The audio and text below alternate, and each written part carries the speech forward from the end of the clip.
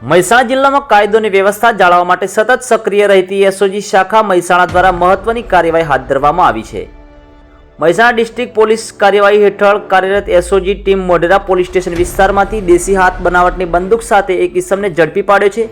મળતી માહિતી મુજબ આરોપી ગેરકાયદેસર રીતે હથિયાર રાખી ફરતો હતો અને બાતમીના આધારે પોલીસે ચેકિંગ દરમિયાન તેને કાબૂમાં લઈ તેની પાસેથી દેશી બનાવટની બંદૂક પણ જપ્ત કરી છે।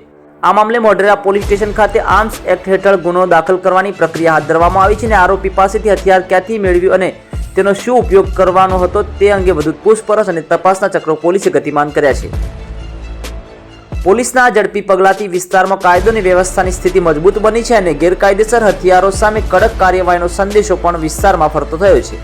વધુ સમાચારો અને અપડેટ્સ માટે જોતા રહો online TV news Suresh Thakor Kheralu સાથે। યુટ્યુબમાં સબસ્ક્રાઇબ કરો, ફેસબુકમાં ફોલો કરો અને ઇન્સ્ટાગ્રામમાં ફોલો કરવાનું ભૂલશો નહીં।